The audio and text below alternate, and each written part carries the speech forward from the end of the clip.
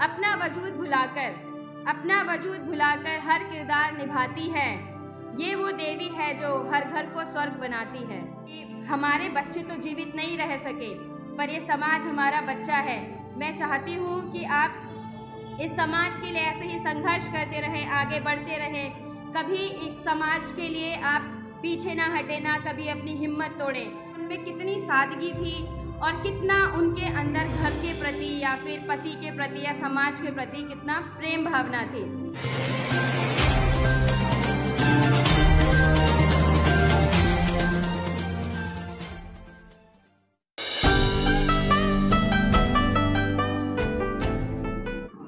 अलका गौतम जी को बुलाना चाहूँगी। आए यहाँ पर मौजूद सभी उपासक और उपासिकाओं को नमो बुद्धाय, जय भीम। हम सब ने अक्सर सुना है कि सभी एक सफल आदमी के पीछे एक महिला का हाथ होता है, जिसका सबसे बड़ा उदाहरण है रमाबाई। रमाबाई ने बाबा साहब के हर कदम, हर फैसले और हर संघर्ष के साथ कदम से कदम मिलाकर चली हैं। उन्होंने उनके जितने भी कठिनाइयाँ हैं या फिर उनके जितने भी संघर्ष हैं, उनमें बढ़ चढ़कर साथ दिया है। रमाबाई जी का जन्म 7 फरवरी 1898 में दापोली के निकट वाड़ंद गांव में हुआ था। इनके माता पिता जी का देहांत बचपन में ही हो गया था, तो इनका पालन पोषण इनके मामा और चाचा ने किया था और वह मुंबई में रहा करती थी। इनकी 3 बहनें थीं और एक भाई शंकर था। इनकी शादी 1906 में डॉक्टर भीमराव अंबेडकर जी से करा दी गई थी। तब उनकी आयु थी 9 वर्ष और डॉक्टर भीमराव अंबेडकर जी की आयु थी 14 वर्ष। उस वक्त डॉक्टर भीमराव अंबेडकर जी 10वीं कक्षा में पढ़ा करते थे। रमाबाई बहुत ही गंभीर और बुद्धिमानी, स्वाभिमानी महिला थीं। जब शादी के बाद अंबेडकर जी दूसरी बार इंग्लैंड गए थे, तो वह खर्चे के लिए कुछ ही पैसे रमाबाई जी को देकर गए थे, जो बहुत ही जल्दी खर्च हो गए थे। तो घर चलाना था और घर में पैसा नहीं था, तो वह घर से निकलकर उन्हें मजदूरी करी, क्योंकि उनको अंबेडकर जी को मानसिक तौर से टेंशन नहीं देनी थी। क्योंकि कहते हैं ना, घर की टेंशन जो कलेश होती है, इंसान कितना भी अच्छा करने के लिए निकले, वह पीछे ही खिंच जाता है उस चीज़ से। तो ये बात रमाबाई जी बहुत अच्छे से जानती थी। तो उन्होंने घर से निकली, उन्होंने कामकाज ढूंढना शुरू किया, उन्होंने मजदूरी करनी शुरू करी। मजदूरी के बाद जब वो सांझ को लौटती थीं, तो जैसे सड़क के किनारे गोबर होता था, उसको इकट्ठा करती थीं, उसके उपले बनाती थीं और बेचती थीं। उससे जितना भी पैसा मजदूरी करके या फिर उपलों को बेच के जितना भी इकट्ठा होता था, उससे वो घर को चलाती थी और कुछ पैसों को इकट्ठा करके वो भीमराव अंबेडकर जी के लिए संभाल कर रखती थी। क्योंकि उन्हें पता था कि शिक्षा के लिए या उच्च स्तर की पढ़ाई के लिए उनको पैसों की ज़रूरत अक्सर पड़ती रहती है। तो जैसे मोहल्ले में आस पड़ोस में महिलाएं होती हैं, वैसे ही उनको कहती थी कि अरे बैरिस्टर की वाइफ हो के, बीवी हो के मजदूरी करती है या कंडे पातती है। तो उस पर उन्होंने बड़ा ही प्यारा, दिल छू देने वाला जवाब दिया कि घर का काम करने में क्या लज्जा। तो इससे पता चलता है उनमें कितनी सादगी थी और कितना उनके अंदर घर के प्रति या फिर पति के प्रति या समाज के प्रति कितना प्रेम भावना थी।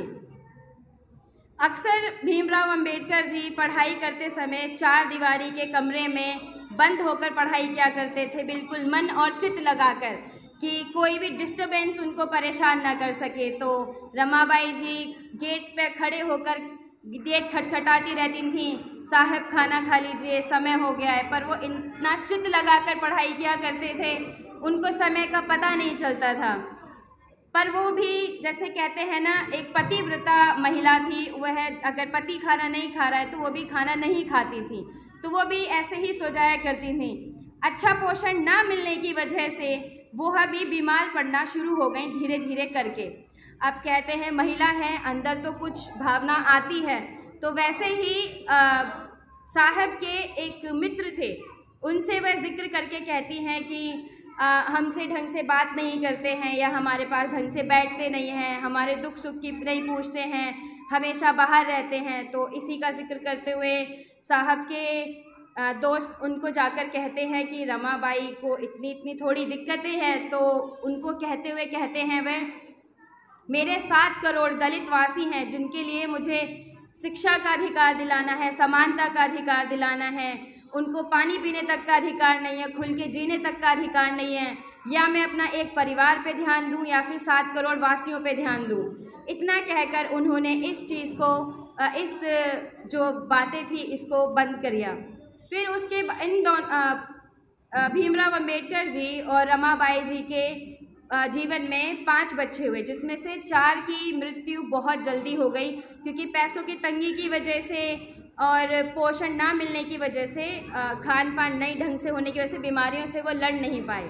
उनके एक ही पुत्र यशवंत जीवित रहे, पर वो भी बहुत बीमार रहने लगे।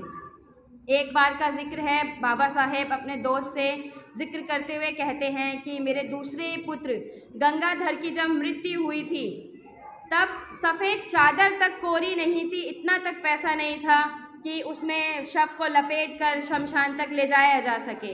तो रमाबाई जी ने अपने साड़ी का एक पल्ला जो होता है उसे फाड़ा और गंगाधर के शव पे लपेटा और उसको उस गली वाले जो लोग थे फिर उन्हें शमशान ले जाकर फिर उन्हें दफनाया गया।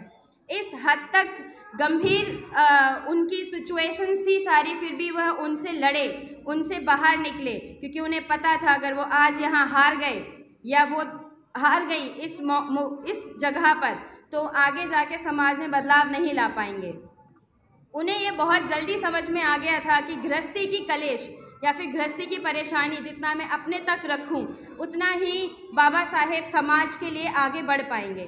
तो उन्होंने जितना हो सके कलेश को हो या फिर पैसे की तंगी को हो या परिवार में कितनी भी समस्याएं शुरू हुई हों या फिर वो अपने जेठ तक के परिवार तक का भी ख्याल वो खुद ही रखा करती थी। इस हद तक वह कहें कि समझदार थी, स्वाभिमानी महिलाएं थीं। कुछ टाइम बाद जब वो बीमार होना शुरू हो गई ज़्यादा तो उनके धीरे धीरे तबीयत ज़्यादा बिगड़ने लगी। तो 27 मई 1935 को उनका निधन हो गया। निधन होने से पहले उन्होंने बड़े ही प्यार से बाबा साहेब को अपने पास बुलाया और कहा कि हमारे बच्चे तो जीवित नहीं रह सके पर ये समाज हमारा बच्चा है। मैं चाहती हूँ कि आप इस समाज के लिए ऐसे ही संघर्ष करते रहें, आगे बढ़ते रहें, कभी एक समाज के लिए आप पीछे ना हटे, ना कभी अपनी हिम्मत तोड़ें। जो समाज हमारा ना आज इतना दबा हुआ है ब्राह्मणवादी व्यवस्था के नीचे, मेरी यही आपके लिए हमेशा रहेगी कि आप ब्राह्मणवादी व्यवस्था से दलितों को ऊपर लेके आएँ, शिक्षा का अधिकार दिलाएं, इनको समानता का अधिकार दिलाएं इनको। फिर ये इनके आखिरी शब्द थे, उसके बाद उनकी सांस टूट गई। रमाबाई जी के देहांत के बाद डॉक्टर भीमराव अंबेडकर ने एक पुस्तक लिखी थी, द थॉट ऑफ पाकिस्तान। उसको उन्होंने रमाबाई जी को समर्पित किया, क्योंकि अगर रमाबाई जी नहीं होती तो वह इतना आगे तक संघर्ष नहीं कर पाते। उन्होंने बहुत ही संगिनी बनकर उनका साथ दिया और उस कहावत को पूरा भी किया है कि हर सफल आदमी के पीछे एक महिला का हाथ होता है। ख़त्म करते करते क्लोज़र में एक शायरी है, अपना वजूद भुलाकर हर किरदार निभाती है, ये वो देवी है जो हर घर को स्वर्ग बनाती है। शुक्रिया।